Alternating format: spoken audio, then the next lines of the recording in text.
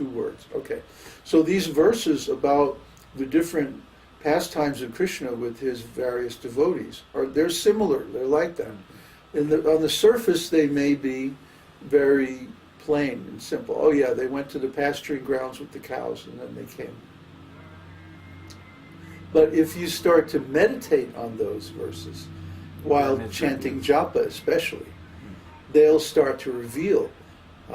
Don't think the Shastra is just a book. First of all, the Shastras are all persons. They're eternal persons. And they each have particular intelligence according to the purport of the Shastra, particular Shastra. So Srimad Bhagavatam is the commentary on Vedanta Sutra. The Vedanta Sutra is the conclusion of the whole Vedic literatures. So Srimad Bhagavatam, being the commentary on it, contains the essence of Vedanta, you see. So it's not just an ordinary scripture, it's very transcendental, very potent. So what the Goswamis in Vrindavan used to do was that they would sit and chant japa, and they would have in front of them a pile of palm leaf verses. And one by one, they would relish all these verses according to the particular transcendental purpose that they had, you see.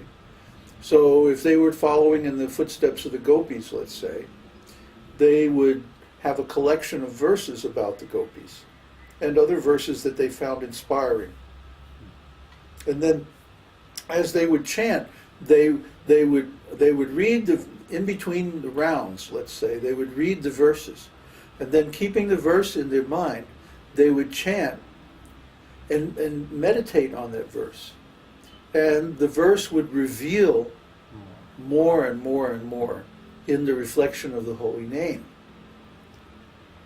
See how that works? Vibhāva, Krishna is the main cause, and the devotee is the impelling cause. The ashraya is the devotee is the ocean or the shelter or the reservoir of the love, transcendental love, and Krishna is the ashrita or the object of that love. So when you have the Shastra, which is the devotee, because it's the impelling cause, and you have Krishna in the form of his holy name, you see, this sets up a dynamic of vibhāva. And vibhāva is the cause of bhava. It's the cause of rasa. Okay, it's the first element of the 5 bhavas. So, beginning from, you get these 2 things together in your consciousness, stuff is going to happen. Yes, if it doesn't... There was a tendency to speculate. There would be mental process and not transcendental. No, we don't want... No. We don't... Speculation is when you're doing it. Mm-hmm, mm-hmm. Revelation is when you allow Krishna to reveal, the deep meaning. See, the absolute truth is self-revealing.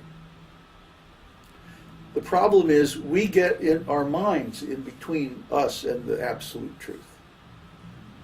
We're so mental. We think we have to think about everything, right? And I didn't say to think about it. I said to contemplate. When you contemplate something, you simply hold it in your mind. You're not thinking about it. You're not acting on it with logic. You're not trying to use your mind. Analytical stuff. Yeah. It's not Sankhya. No, it's not Sankhya. Sankhya means to exercise the intelligence to tell the differences between different things. By the time you reach this stage of what I call contemplation, you've already done all that. You've already analyzed it to pieces and taken it. But that's what we're doing in this discussion. We're looking at vibhāva right now, and we're analyzing vibhāva into its components. Okay, the basic cause and the impelling cause. Vibhāva in general is the cause of rasa, the cause of devotional service. But the the two elements of that are the basic cause and the impelling cause. So in this instance, in this example, meditating on the scriptures, following the footsteps of a particular devotee, the impelling cause is Krishna in the form of the scriptures, and the basic cause is Krishna in the form of his holy name. So here again we have an instance where Krishna becomes both the basic and the impelling cause. Because even though the scriptures have their own individuality, they're basically emanated by Krishna. They're expansions of Krishna. So we get both of those things in our minds and just hold them there. We don't have to do anything. Not like the painting, like we were analyzing because of this. That was like kind of sunken. Right. Yeah, you don't have to analyze. Okay. Yeah. Earlier today we were looking at a painting and we were analyzing the rasas and the different emotions in the painting. That's preliminary to contemplation. You see, the analysis has to be there because let's say that I determine that I have a rasa of friendship with the Lord, and I want to develop my rasa of friendship. So then I would start seeking out some devotee in whose mood I could follow. Do I want to be a friend of Krishna in the form of Vasudeva, and be like Arjuna and fight next to Krishna for the same cause? Or do I want to be more like Sudam or Subal and help Krishna in his pastimes with the gopis and like that? See, what kind of friend do I want to be? So which devotee do I want to follow? So once I had figured that out by analysis, then I would take verses, shlokas, that are relevant to those particular relationships, and I would hold them in my mind and contemplate them during japa. See? That's the process. It's not you don't think about them. At that point, the thinking is all done. You're past thinking. Now you're in contemplation. In contemplation, it's more like when you go into a museum and you see a beautiful painting, and you sit down and you just look at this painting. You don't think about it, you don't analyze it. If you've done your homework, you already know the life story of the artist, what caused him to paint that particular painting, the type of colors, the composition, the style of materials, and blah blah blah. If you've done your homework, you already know all that technical stuff about the painting. All you do is you sit down and you experience the painting. You allow the painting to wash over you, and you just absorb the impressions of the painting. You enter into the painting and you live in the painting. You experience the painting like that. So anyway, when we experience the Shastra, when we experience the verses of the scripture like that, that's how we approach them, like in an aesthetic appreciation, a mood of aesthetic appreciation.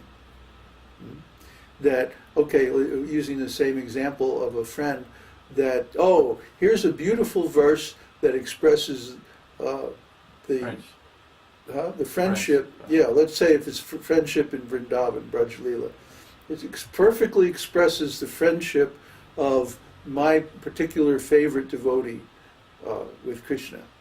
And so I just simply hold that verse in my mind, and it develops gradually. Like if you have a film that's been exposed, and you go in the lab, and you put it in the chemicals, and then you wash it with different reagents and stuff, and gradually you see the picture come out, When you first take the impression, you first make the exposure, it's not visible.